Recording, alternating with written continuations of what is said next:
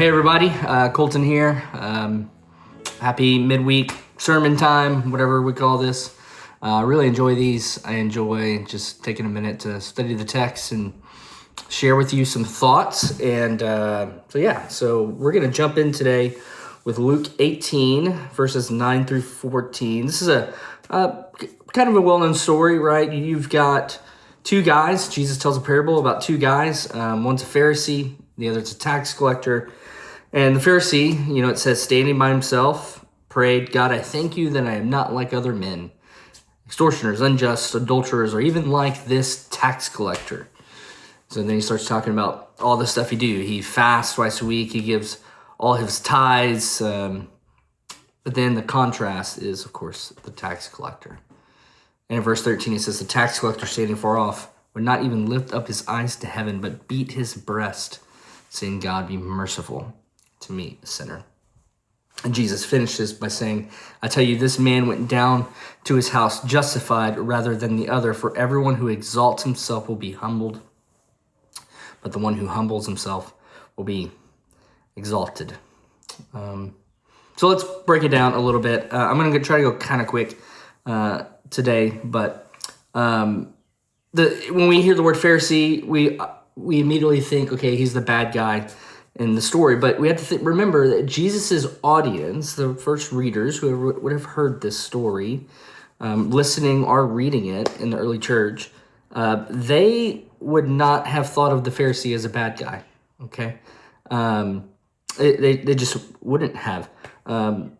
They would have heard about a guy who loves the law, who loves God. And in this story, they would have thought that the Pharisee was the good guy and the tax collector was the bad guy, right?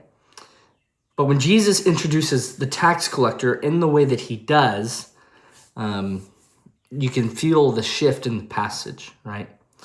A tax collector just wasn't someone with a bad reputation. A tax collector was someone who was viewed as a traitor to his own people. He worked for Rome. He became wealthy by collecting taxes, oftentimes in really dishonest ways. And so whereas the Pharisee represented everything respectable, the tax collector represents selfishness and shame.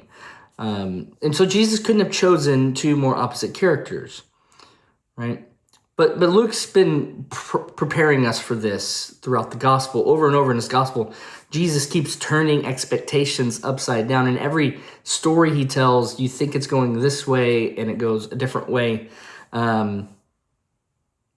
And we see over and over again that the ones that are closest to the kingdom are not the ones that we expect. Okay.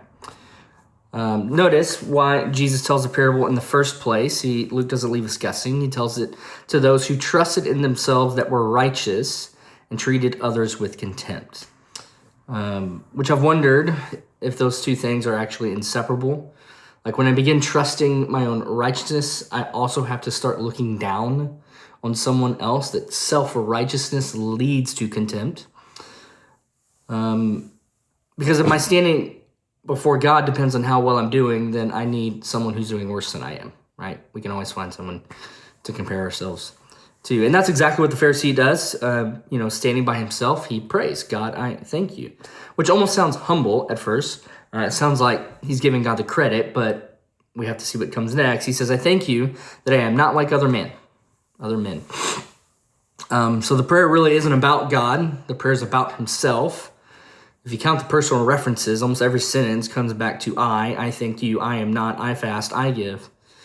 God is addressed, but the Pharisee sees himself as the subject, as the most important character every time. And we have to remember that we are not the hero of the story. God is the hero of the story. And then he starts comparing. I'm not like extortioners, the unjust, adulterers, or even this tax collector. So he's not just rejoicing in his own self-righteousness.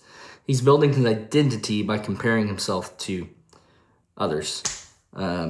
Comparison is the favorite sport. It's the favorite activity, the favorite hobby of the self-righteous. Okay.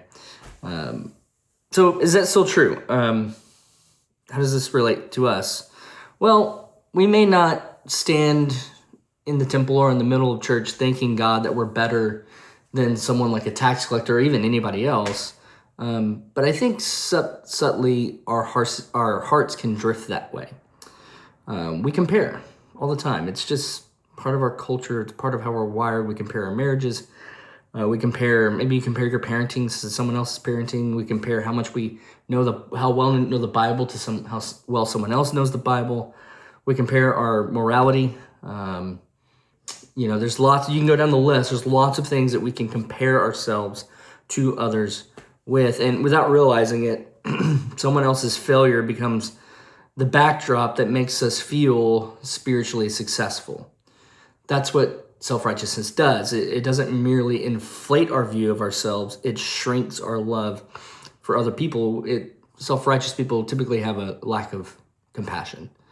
But Jesus shifts the camera. The tax collector is standing far off. He won't even lift his eyes towards heaven. Instead, he beats his breast, a sign of grief, and simply says, "God, be merciful to me, a sinner." No bargaining, just need. And I think that's the point Jesus wants us to wrestle with. The difference between these two men isn't that one sinned and the other one didn't. Both are sinners. They have the same starting point. Both are sinners. The difference is that only one of them acknowledged it. The Pharisee believes he needs congratulations. The tax collector knows he needs God. He needs mercy. And that's the kind of person who understands grace. It's the kind of person that receives grace. And Jesus ends with the sentence no one expected. I tell you, this man went down to his house justified rather than the other. Not because he lived a better life, not because his sins were smaller, but because he stopped bringing his righteousness before God and instead cast himself entirely upon God's mercy. What would it look like for you to do that? To just strip yourself of anything that you think has earned you the right to be in the presence of God.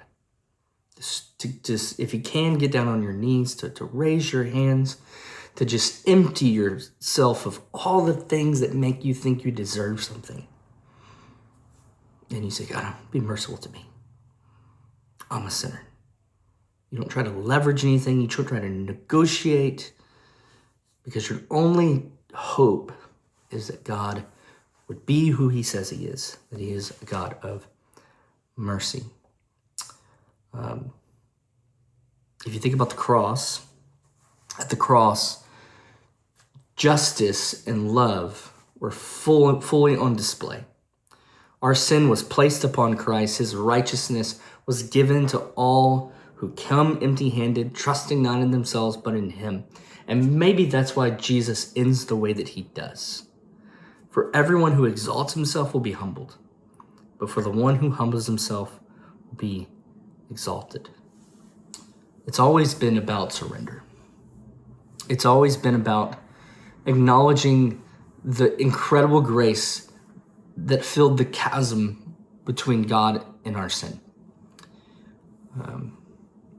Man, if we lived lives that really saw Jesus as the one who is merciful, if we really saw ourselves as having joy, not because we've got the nice clothes of the Pharisee or we've got the knowledge of the Pharisee, but joy simply because God has called me into his presence, a sinner like me.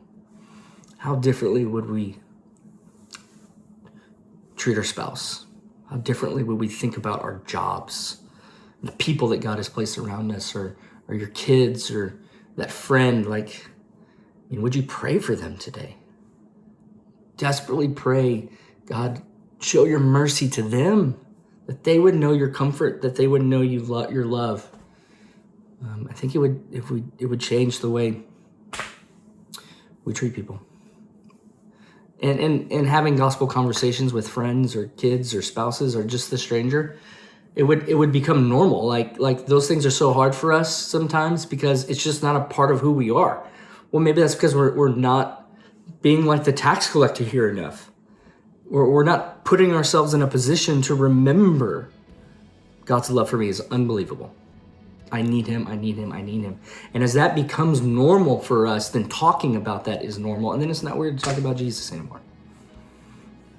So I pray that we'd be a church like that. Having a conversation about spiritual things in Jesus is not weird, because loving him and being at his feet is normal for us.